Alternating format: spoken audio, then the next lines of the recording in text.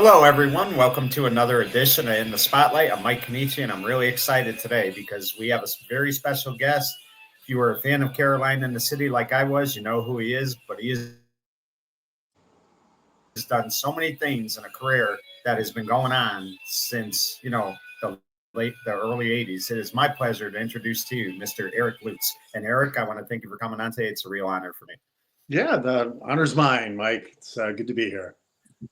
Right. So, Eric, first thing I would ask you is, I know like your journey to acting didn't really begin till college, but did you like have any love for TV or films when you were a kid? Uh, well, to this day, my my comfort show to watch are reruns of the old Kolchak, The Night Stalker with Darren McGavin. Every Friday night, I couldn't wait to watch that and just absolutely be terrified. And now it's quaint and it's definitely the 1970s, and I don't know, it gives a lot of comfort. And I used to love to watch the Rockford Files. I thought Yeah. James Garner was so cool. I didn't really have an itch for acting till right before college. I was always a ham. Like, we didn't have a theater department in my high school, but we did have a stage for like school addresses or meetings, whatever, assemblies. And my buddies and I would always do Monty Python sketches before a big assembly, and I got a big kick out of it. And my dad was a well-known, successful marine artist, and I always did art, even as a little kid. I just came out of the womb that way, man. I remember in kindergarten, a teacher trying to teach us how to draw something, and I already drew it, and I wasn't following along. And, I was like, that's what I want to do. But my dad, as much as he encouraged me, he kind of discouraged me as well, because he wanted me to just follow in his footsteps and paint, old fishing ships. And he ended up being the official portrait artist for the Navy, U.S. Navy. So we did all the big submarines, Aegis class destroyers, everything for them. And it was amazing. His realism was really something. But he painted kind of moody stuff. It was always kind of grayish scale. And I wanted to paint, dragons and naked ladies and, all the stuff that I like. And so my parents always said, you can do whatever you want, but you got to go to college. And when I was about a junior in high school, I found out that I also have to pay for said college. So University of Rhode Island it is. And I did a play on a whim. I did Pajama Game, and I played Sid Sorokin, the lead guy, and I had to sing. And, I could sing okay, but my voice wasn't that great, but I could act, and I really got a charge out of it. And I grew up just a few miles from Theater by the Sea, which is a really well-known summer theater in Mattoon, Rhode Island. It's been there since the 20s. And so I used to, one of my sort of jobs was I would work in the wheat field across the way with a flashlight, parking cars. I would get $5 a show, and I got to watch the shows for free. So I really liked that, but I didn't really want to be a singer because I knew I didn't have the pipes for it. But I went on a school trip to Trinity Repertory in Providence, which is a really good Lord D Equity Theater. I saw Death of a Salesman with Ford Rainey, Richard Jenkins, Daniel Von Bargen, great American actors. And I thought, wow, you could do theater without singing? And actually, on my own dime, I went back a week later. This is a big deal, living in the rural southern part of Rhode Island. I got in my car and I drove up to Providence on my own and saw it again. I go, I got to do this. So I majored in theater at the University of Rhode Island, where over the past several years, since I'm back on the East Coast now, I've taught there at times. I'm not a good fit for academia. There's too many rules. They got a mouth on me, and and there's never been any problems. But I always felt like kind of hemmed in. But I love teaching. I love encouraging people. So I have a private class on Monday nights I do at the Courthouse Center for the Arts, which is a great local venue. They do a lot for the community. And anyway, that's a very long answer to that question. But that's kind of, I didn't really desire to be an actor, but fell into it. And, because I wanted to be a cop, wanted to be a fireman, wanted to do all these things. And I've been able to do all those things as an actor. And ironically, before he passed away, James Garner did 5 made-for-TV movies of the Rockford Files. And I got to be in one, and I actually got to work with him, which is just, sometimes those things happen. You're like, wow. And he was cool. Sometimes you work with your idols and you go, wow, they have horrible halitosis or they're a jerk or whatever. So Yeah, and I mean, it's funny too because it was really like friends from school who encouraged you to audition for yeah, Pajama Game, yeah, and sometimes just happen to taking somebody's advice, it ends up being something that lasts you a lifetime. And yeah. let me ask you this, Eric. One of the things I've been always curious about when it comes to theater, when you do films, you do TV shows, you can mess up because you could record. But when you're doing theater, everything's live. And you really have to be on your game all the time. And you do it night after night because sometimes these shows go a month, sometimes even longer. How hard is it to, number one, I'm sure you get motivated every time you do a theater production, but how hard is it to get motivated to keep doing the same role every night and then trying to be better than you were the night before? It depends on the role. It depends on overall material. It kind of becomes muscle memory, like you work your heart out to find the core of this character, the truths and everything, and you discover you create this alternate life. And people often the most they're impressed with is that you memorized all those lines. Like you're missing the point. I find that the trick is to just get to that quiet place, before the play starts, and just go through who this character is, what they want, how they feel about these things, and just have that hyper focus. And you're usually not doing it for more than 2 hours, an hour and a half. I particularly like doing one act festivals because it's quick and the energy is, I don't know, I just like the energy of multiple cast members and doing different shows. Um, yeah, I don't do a lot of theater anymore. I would like to assemble a really fun group of actors and find a play to do and do it for 2 weekends or something, Right. yeah. The early on in your career, Eric, you did what a lot of people do. You did soap operas, and I Mhm. think if I remember correctly, you were on All My Children. I think your character was it Mr. Press or something like that. Mr. Pressman, yeah. Yeah. And I think you did about maybe a dozen episodes of that. But I mean, that show was at the height of its popularity when you were on there. I think it was Yeah. like 1990. So just talk about working on soap operas because, again, when you're working on a TV series and you're doing drama, it's, once a week the show is on the air. Soap operas are every day. And granted, not every actor works every day, but it is definitely a long workload as It's well. the hardest gig in show business. Most difficult because you have so much material to learn every day. I did a soap in LA right before I moved back here.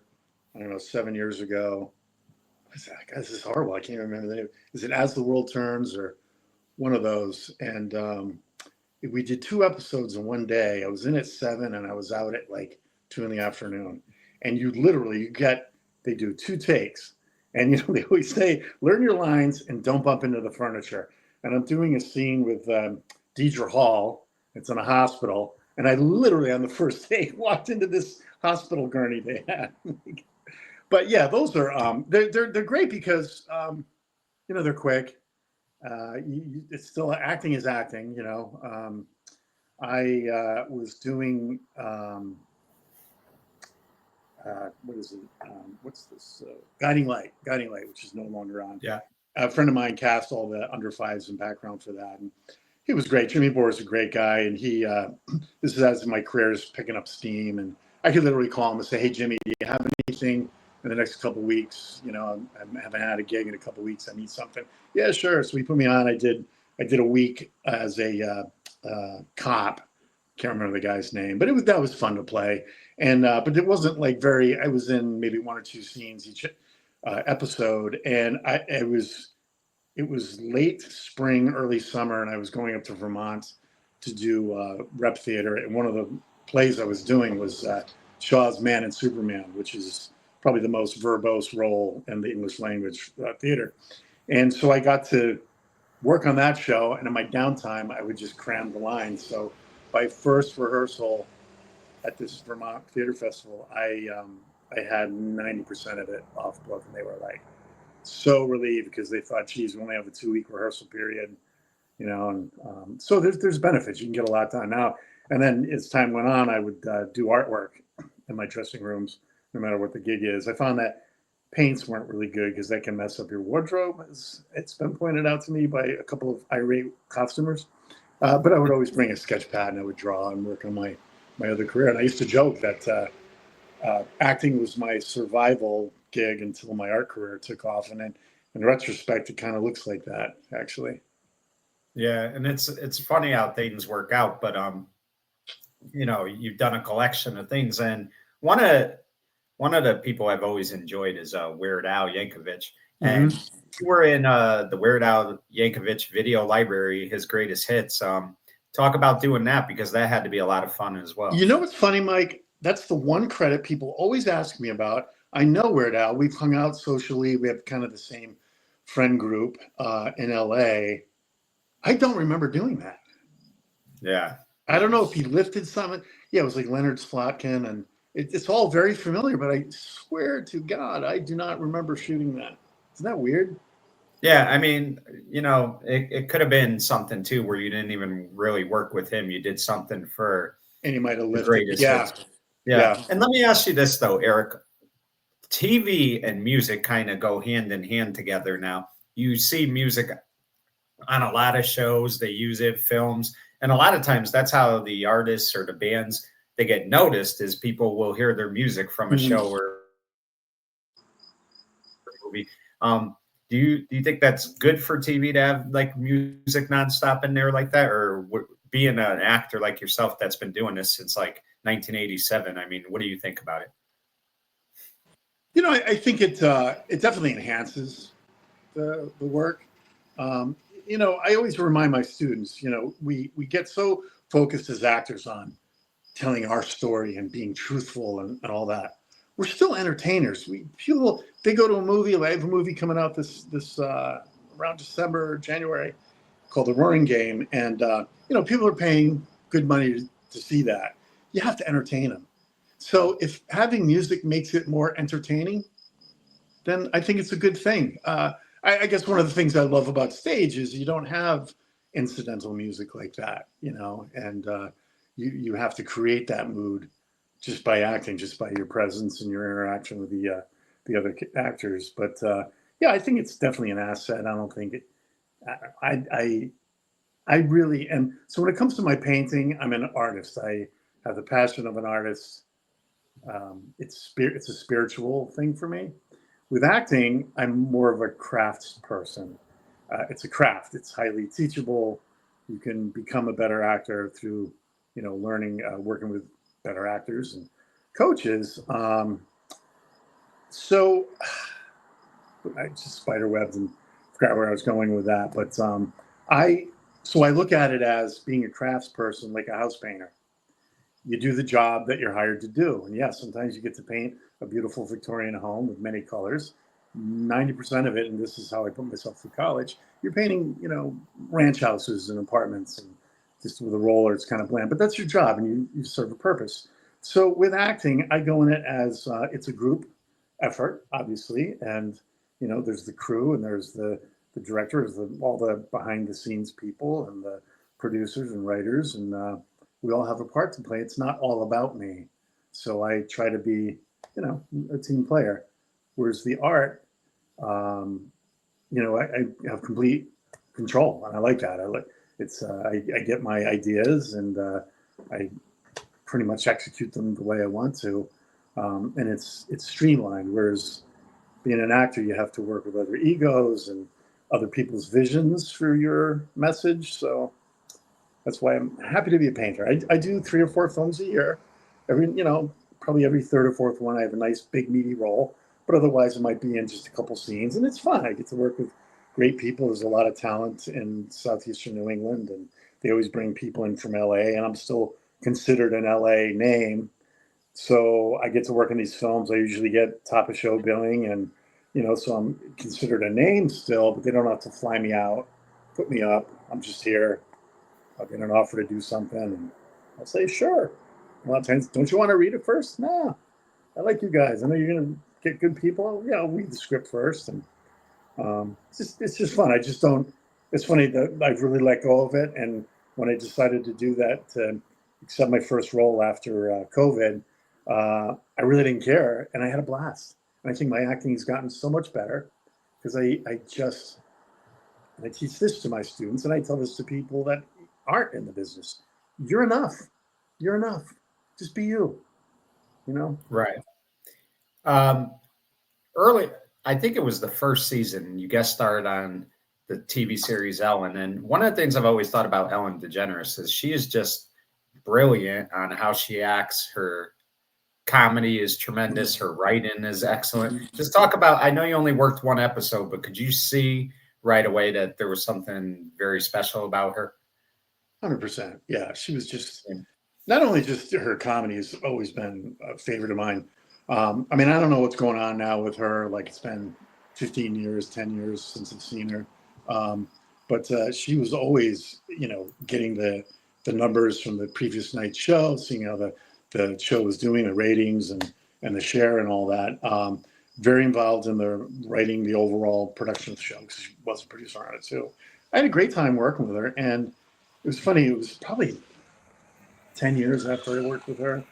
I was at a restaurant with this ex-girlfriend of mine, and she was just a ball breaker. And she goes, "Hey, there's Ellen having dinner with Portia de Rossi. You said you worked with her. You should go say hi." She's eating dinner. It's been 10 years. She meets people all the time. I'm not going to bother her. So we go walking, we pay her bill. We're walking out. And she makes eye contact. She goes, "Hey, I know you." I go, "Yeah, Ellen, Eric Lutes." "Oh, yeah, of course. You were my last boyfriend." I go, "Yeah, yeah." So we chatted for a while, and she was totally cool. And I'd see her, she lived in the valley too. And I'd see her out and about, and I just, waved, and she waved back. And she was always great to me. You know what I mean?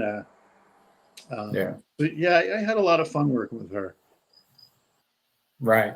And one of the shows that I've always loved, Derek, and you got to be on it 2 or 3 episodes, was Frasier. And I think you played Tom Duran. Yeah. And just talk about working with another gifted actor like Kelsey Grammer. And I mean, of course, that whole cast was tremendous. I mean, you can't find a bad actor on that show. Yeah. But just talk about working with somebody like, because to me, he's a genius, the guy. Yeah. Yeah. And David is awesome. They're all great on that show. And I got to be, so I did 2 episodes, but that first episode, I was not even in LA a month.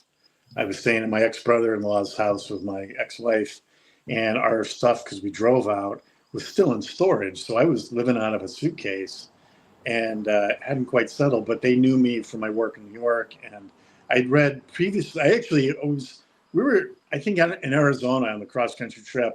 My agent called and said, "Hey, when are you getting into town?" So it'll be there in 2 days. He goes, "Great, because on Wednesday, you have an audition for Frasier." I'm like, "Oh, wow, that's amazing."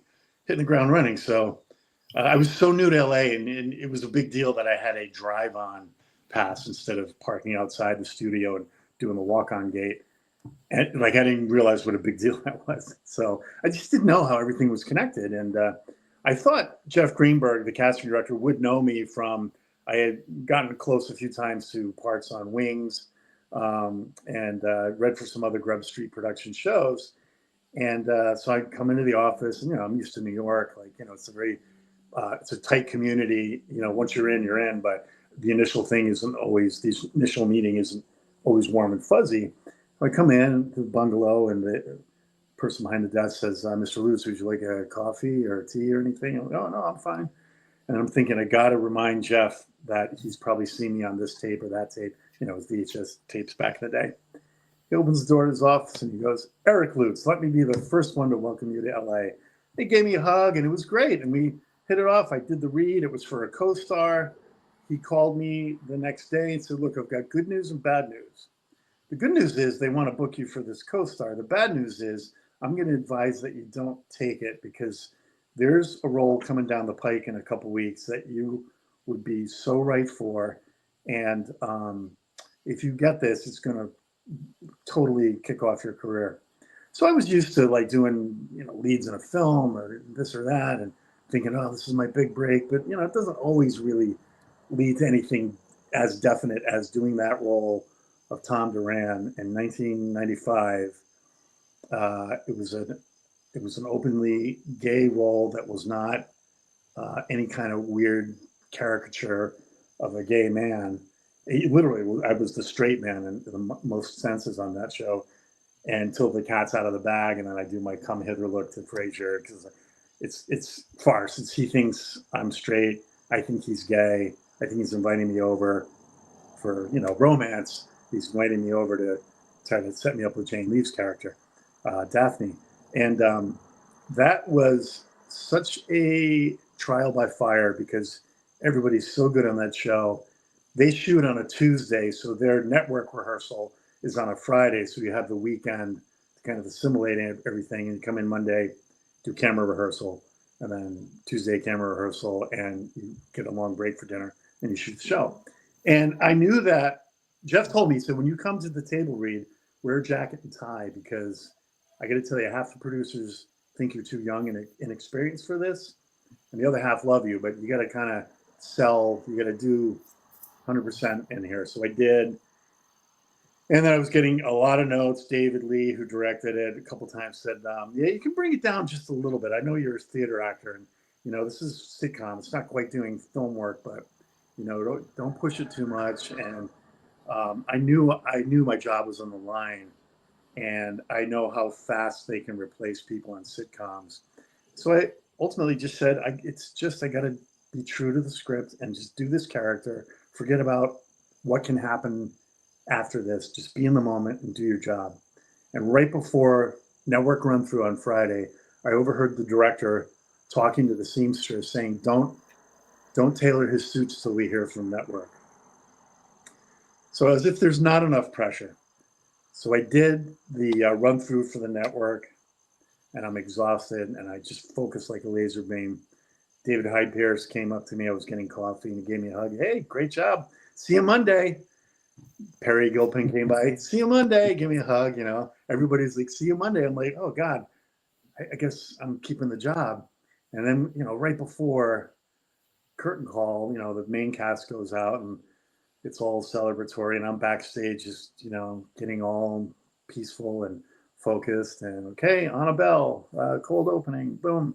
And it was like a blur, and there were a lot of rewrites. They did so many rewrites on the fly, and I just got through it, and I was exhausted afterwards. I think I went out for maybe half an hour with everybody but Kelsey. I had something else, and it was fun to just feel the relief of it. But also that weekend was the Emmys, so I get to see everybody I'm working with up on the stage getting their Emmys. And I got to go in Monday morning and do the dance with these guys. And I just focused and did it. And it absolutely blew my career up. I would get, you get offers when you're on a sitcom like Caroline in the City, because you're in the mix. And 9 times out of 10, it was mostly because from Frasier. I know you're on Caroline in the City, but as soon as I saw you on Frasier, I said, I got to work with this guy someday. I got to hire this guy. So it truly did. It's had a ripple effect throughout my career. And forever grateful to Jeff for advocating for me to do that role. Yeah, and speaking of which, I mean, what a show Caroline in the City was. I felt like your chemistry with Leah was just tremendous. The whole cast, but really like the character Del, he's just a character that you really enjoy watching. And I thought it was just a great TV series, and it's one of the reasons I'm not the biggest NBC fan anymore, is because they just canceled it after 4 years, and fans still enjoyed it. I think it was still winning its time slot. Yeah. So it really bothered me that they did that. But just talk about, I think you did close to 100 episodes on that show. So just talk about that. We actually did do 100, but one they never aired. It was actually Kevin James. Right. Brilliant, but his character takes us all hostage or something, and they just decided they couldn't run it. It was I think it was like around Columbine or something. So they pulled it. Yeah, but syndication for 11 years. I mean, you get used to just money showing up all the time. And I was blessed with that. And we're all very, very close still. Leah was shooting a film in Connecticut about 40 minutes from here a couple of years ago. And she came up to visit me, and we went out in my buddy's boat. And he's a local guy that knows everybody. And we were going by some houses in the water, and some friends were out there and working on a boat. So we pulled over to their dock, and he introduced me and introduced Leah. And they were like, wait, what? Are you Leah Thompson? Yeah. It was just funny. Andy Lowry usually he didn't come out this summer, but he's come out several times to visit. And Malcolm's down in Florida, and I think about every few years we try to get together and have dinner or lunch or something. And it was really a bonding experience. And when you work with someone for 4 years, you get really close. And many times you work and you bond and let's stay in touch, and it never really happens. But we've all stayed in touch. We have our texts list and everything. And I'll call Andy once in a while, and we've worked on other projects over the years too. Oh, hey, would you consider using so and so for this? Oh yeah, let's call Amy Peets for that. And it's really great, and if you get so used to just it's a well-fitting suit to play a character for 4 years, and the trick then is to try to find other nuances and what else could this guy be like. And the thing with Dell was it wasn't a highly evolved human being, but had a good heart. And I also didn't always get the funniest material, but the writers, I don't know if they were placating me or what, but they would say, look, we have these things, these jokes that aren't super hard, but super hot. But we know if you give it to you, Lutes, you'll find the spin and you'll make it funny. And I appreciated that. And, Malcolm was like the voice of the show, Malcolm and Leah. And, Malcolm would just have these one-liners. And I would hear all the time, this is nothing against Malcolm, but, oh, I watch your show. Who I really like is Malcolm. I'm like, oh, thank you. Oh, that's great. He's a great guy. I'm like, yeah, I don't really like your character. I'd hear that a few times. Oh, go fuck yourself. No. But, it was, and then the people that did like me, I found I was very relatable. I was the guy who literally many times people would see me out in public, or one time I was on a street corner waiting for the light to turn in New York, and this lady comes up to me and she kind of does a double take. She goes, Dell, and she kind of like punched me in the arm. I was that guy. I was like approachable, and because the character was kind of like that. It wasn't like, it was kind of doofy. And once they got Leah and I apart, we were no longer going to be an item. Then I got to be even goofier because, you can't be a total moron and yoked to the leading lady because it makes her look like a moron. So then Andy and I got to have a lot of really fun B stories, where I was going through a hard time financially because I left my dad's card company and started my own with Andy. We have a small office. I found a deal on suits, but they were like 2 sizes too small, so I just squeezed into these suits, and just funny physical comedy stuff we got to do. Right.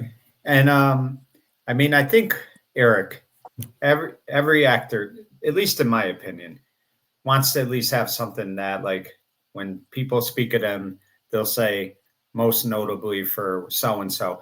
And at Caroline in the City, like you said, 11 years in syndication, and like that's always going to be something that you're associated with that is going to be next to your biography, and it's always going to be brought up right away in your character, Dell. So that has to make you feel good because you've done a ton of things in your career, but that'll always be the thing you're known for the most. And I think it's good because a lot of times people do a bunch of things. They do different guest star roles. They might be in different films, but they're not really known for one particular thing. Yeah. And you are known for Caroline in the City. Right.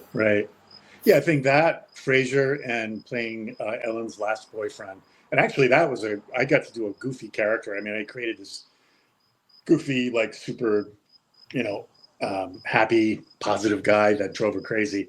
And I was so nice every time she went to break up with me. She couldn't do it because I would do something really nice for her, And but yeah, no, I'm really thankful. I'm really grateful for that. If I never worked again, I could always say, well, I did all this. I went further than I thought I would. My goal was to just stay in New York, get a soap gig because they weren't doing a lot of primetime TV then. And I was fortunate enough to get a lot of commercial work overseas, which was fun. Free travel, and make my living as an actor living in New York. I loved it, and kind of went to LA kicking and screaming because it took me years to get to where I got in New York. And then I go to LA and right away I hit Frasier, and it looks like it was like, here, hold my beer. I'm going to go to LA and kick ass in TV. It was a 15-year overnight success. That's how I look at it. Yeah. And again, it's something, like I said, that, you know, and especially TV in the 90s, it was such 80s and 90s TV was so well done. And then like another series that you got to do for a couple years was So Little Time. And I enjoyed that as much too. You know, the character Jake is just a great character. Talk about that a little bit. So I had done a film with the Olsen twins a couple years before, and I didn't know who they were. I didn't have kids at the time, you know. I'm like, oh, and someone pointed out, oh, those two girls are on Full House. Or, oh, yeah, okay. And I got to go to Toronto and work with them on this Switching Goals. I played their dad, who's a soccer coach. You know, Joe Cravazzi was my sidekick on that. Catherine Greenwood, some really fun actors. And so it was a few years later, and Caroline was done. I was with a big, powerful agency in LA, because I had to be at the time. And I was up for a couple different shows that I had tested for, and I was offered or was about to test. And two of these, and one was a Showtime show, I forget the name of it. Another one was a Lifetime kind of female-centric detective show. I don't remember the name, but I would play one of the husbands. And both of these, they said, "Look, if you take this, you're always going to be the second fiddle. We want to get you your show." So I passed on them, you know. And then the Olsen, I was like, "Oh my God, I didn't get anything else I tested for." Then the Olsen twins show came along, and I had to test for it, but it was kind of a formality. There was no one else there. They just, you know, their handlers wanted to see how I would, you know, do this role. And I took it. I was like, "Look, I got kids now. I'll do the family show. It's not so much about art anymore. It's, you know, I got to make a living for my family." So I had a lot of fun doing it. We did 2 or 3 episodes in front of the live audience, because it's a multi-camera show. But the crowd control was so insane. They decided to move to, we're just going to shoot, we're going to block and shoot it. And we're going to do an episode and a half each week, each 5 days. And you get paid by the episode. So I was like, hey, why don't we just do the whole season in a week? That'd be great. But it was fun. So we would, you know, shoot all the girl stuff the first half of the day.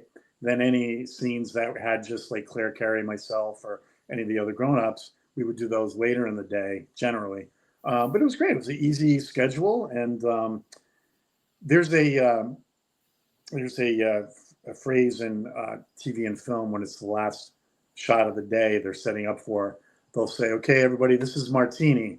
And it goes back to the old days when they literally would have martinis on the set at the end of the day. And so Bobby Cardenas, this really cool guy who was our prop master, would pull out a cart of drinks at the end of the day, and we'd hang out and have drinks on the set. It really was martini. It was like old school. But we had a lot of fun doing that show. It was during 9/11.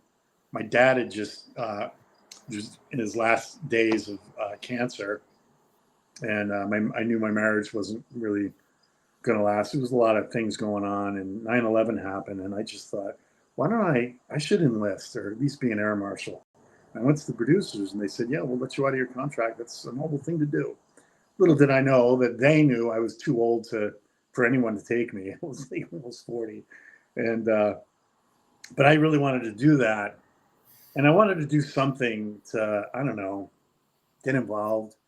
And you see these funerals for firefighters, and there's always bagpipers there. And that's something I always wanted to do. And I'd worked with John Ratzenberger a few times. We were friends, and I knew he was a drummer for the Emerald Society in LA in a Highland band. And so I asked him, where can I get hooked up with bagpipes? And he gave me some names. I got some lessons. I bought my first set of bagpipes. You do 90% of your practice on the practice chanter. And I was getting good at that. So I invested in these bagpipes. And John and I started a group, mostly him, called Sons of the Desert. And we had these pith helmets and these khaki shirts and the Wallace tartan, which is really cool. And we would do a lot of gigs together, So as an actor, and you say, "Oh, I'm in a band." "Oh, you play guitar? Do you play bass?" "No, I play bagpipes." What? But that was a lot of fun. And I ended up joining Gold Coast band up in pipe band in Camarillo. Go up there every Monday night with my buddy Alistair, and was really into it. We did a lot of fun gigs and did a lot of military things, and always, Memorial Day and Veterans Day. And so you feel like, you're involved on a certain level, and yeah, it was really cool. Yeah. And you mentioned Claire Carey, and she's going to be on my show soon too. And I really enjoyed her on Coach. She was tremendous on the show, Coach. She really, like, in a lot of ways, was a big part of the writing of that show. It was about obviously Hayden Fox living with his long lost daughter that, like, he didn't see growing up. And she just did a tremendous job on that show. She was always so gifted, and on so little time, she was just as good as well, and has done so many great things. So I'm sure getting to work with her, that had to be fun for you as well. We had great chemistry, and as I said, we would do the grown-up scenes after the kids left, and there was this one thing where they were, we were separated on the show, and I lived in a trailer down in Malibu, but we would still go out, and we always had this, this burning desire for each other. And one time we had a kiss, and it's a TV show, it's a family show, and the note from Rich Carell, the director, was, "Okay, let's do it again, and this time, guys, less passion on the kiss." It was like, but we were, my marriage is falling apart. I'm like, and to kiss this beautiful woman who was a friend, and it was just kind of comical. But I got to tell you, man, even though I would joke that it's a kiddie show, we're like bank clowns, and not that I wasn't absolutely grateful for the show, but she would take the time to dig in deep. And she goes, "Eric, let's work on the scene. I mean, come on, Claire, just you know what to do." She's like, "No, I want to do the best job we can do." And that was early on. And I got on board, and I was like, "Yeah, just because it's this kind of show doesn't mean you don't put 100% effort into it." And in fact, Taylor Negron, the late great Taylor Negron, was having a bad week one time, and I pulled him aside and said, "Dude, what's going on?" He said, "Just a lot of stuff, but it's like all my friends are back on network shows, and I have friends that are I went to school with that are this one or that one, and I'm doing a show with the Olsen twins." I go, "That's interesting, because where I grew up, a lot of my friends are off, like long haul fishermen in the middle of February on pitching decks, Right. and cold, and I'm doing a show with the Olsen twins." And he gave me a hug, and he goes, "You know what, Lutz, you're the best. I really needed to hear that." I go, "Dude, it's all perspective. There'll be other gigs, but for now, you have a gig, man. You have a gig." That was great. It was a lot of fun. It was 5 minutes from my house. I mean, gosh, And you got to look at it this way too, Eric. At that time when you were doing that show, those twins were very popular. I mean, they had like just taken off career-wise. I mean, they were in, obviously Full House, but they were in a ton of films together. So even though it is a kid's show, you're on a show with people that, listen, you're going to see every, teenage kid watching this because of them. So, I mean, that in itself, you knew, if nothing else, that people were going to know who you were by the fact that they were on that show too. Yeah. It's interesting. Another thing I can hang my hat on is I'm the only guy that's played two different dads to the Olsen twins that I know of. So I get that going for me. Yeah. And sometimes too, Eric, like, this is the one thing that is the part of Hollywood that isn't rewarding, is they sometimes got criticized for being too popular and being too well liked when they're just trying to go out there and act and stuff. And you constantly got people following them. You got the media trying to dig up dirt on them and things like that. And that's the part of Hollywood that's very unfair. And that's why I think a lot of these child actors, they leave acting, because it wasn't, even though they were making money and they were on like good shows or movies, it wasn't a great experience though for them to grow up in. Right. Yeah, no, I have this vivid memory of, it was Martini, but the girls were still on set. So we wrap and we're having cake, and there was someone's birthday or something. We're all celebrating it, and we're the girls. And I look on the set, and they're sitting on a sofa with their handler, and they got a stack of scripts and headshots they're just signing away, autographing. And they were always working. Yeah, they really were. So let me ask you, Eric, you mentioned like your art is definitely something you love. What kind of like paintings have you done that you really enjoy? Like, what do you like to paint and draw and things like that? Well, I love the ocean. I don't have a boat, which is because I have a brother with a really nice boat, and I have friends with boats. That's way better than owning a boat. So I'm on the water a lot. I paint New England seascapes, boats, clamshells, the purple quahog, the really beautiful oysters. I do a lot of still life too. And I do usually a certain amount of creepy art in the fall for Halloween. Nothing demonic, but like definitely morbid and spooky. So I've been making a name for myself as a marine artist. And one of my biggest accomplishments was, and it was before I moved back here, I got commissioned by the University of Rhode Island's Coastal Institute to do a 4-foot by 5-foot portrait of the research vessel Endeavour. That took me 6 months of on again, off again work because you got to step away sometimes. And I nailed it. And then it's funny when I had to ship it. It was like $600 to ship it out here. And ironically, I ended up, my first place I rented when I came out here was a half a mile from the Coastal Institute. If I were living here then, I could have just, delivered it myself. But Dean Corliss, who's retired now, when we did, it was a press event. They had, cameras and stuff there. And he said, look, you nailed the research vessel. You got all the things in the right place. And there's so much gadgetry on those big ships. And he said, but the part that really thrills me the most is you got the deep ocean blue. You got that water. It looks so realistic, and you got the right hue. And I was thankful for that. And they also purchased a couple other wave paintings of mine. And that feels good. It's my alma mater. I'm a senior fellow at the Coastal Institute, which it just means I've done a couple of videos for them where I'm educated and informed enough about the local habitat, shoreline, and everything to ask the ornithologist or the oceanographers and stuff the right questions, or know what I'm saying when I do ask a question, and done videos for them where I'm like the host, and that's been a lot of fun and to feel involved and appreciated, I guess too. Kind of like does good. Yeah, and I gotta say, Eric, that I think anytime when you could create any type of art, and it's your work and you enjoy doing it, and then you see it and see how it really comes out because you're still trying to do it, you're trying to make adjustments, things like that. That's got to be you can't put a price tag on something like that because, just the reward of seeing your work and it's being displayed or it's being wherever, it has to make you very proud. Yeah, it's funny. I kind of have a reputation now where if you hire Eric Lutes for a film, your set dressers will be able to get plenty of artwork for the set. So we just watched, I was in a Lifetime movie that aired last Friday called The Doctor with Two Faces, directed by Tommy DeNucci, who's a good friend. I work with him a lot. And Jonathan Stoddard plays the evil doctor, and I'm kind of his mentor. Then I realized, oh, that's all my artwork in their house, because I'm used to seeing it in my house. So it didn't really register. I'm like, oh, wait, hold on a second.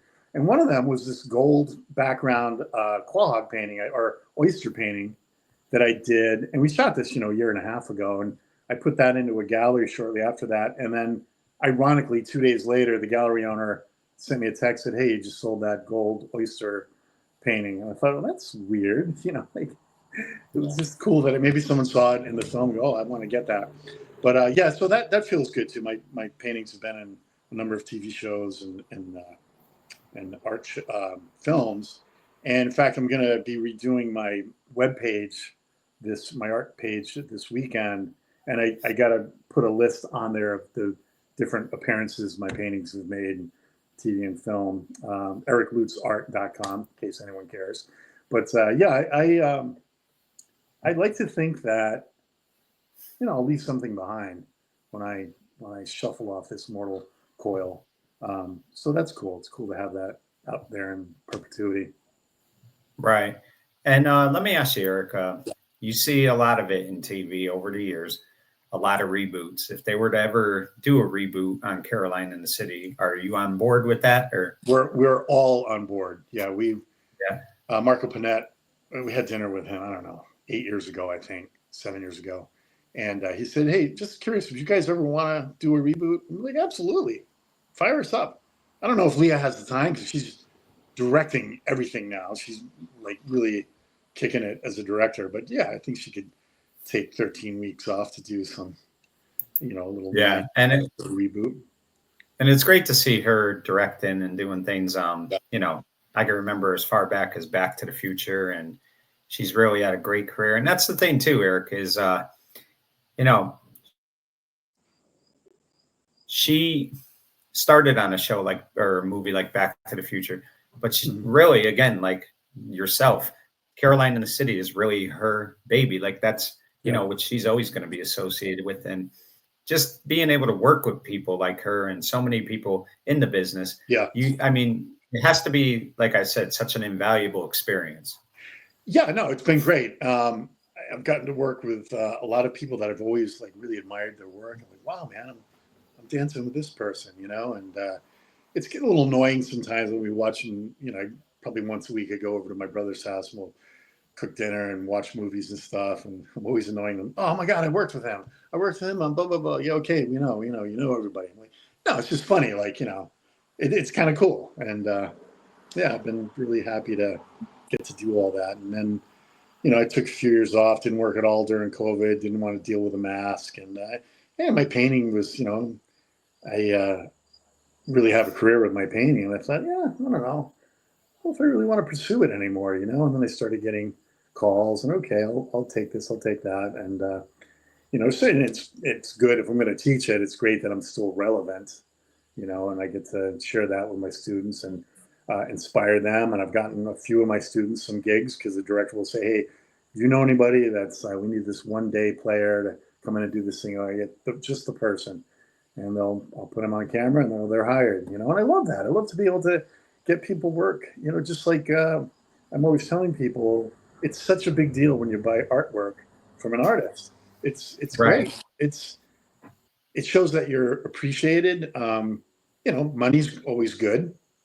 And it's just cool that someone else thinks that this thing you created has any value, you know? Right.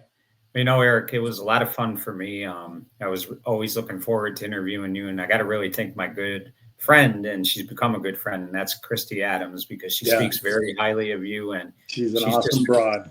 Yeah, yep. Great person, and it was really fun for me to have you on because, listen, you've done it all, and the fact that you kind of have like two careers, art and acting, I mean, that really says a lot about you and the work that you put in. And again, like I told you earlier, you're always going to be known for Caroline in the City. So you have that one big thing in your career that you could always, you know, say, I'm associated with that. So I really do applaud you for everything you've done, and just keep doing it. It's very enjoyable to watch your work. I appreciate it.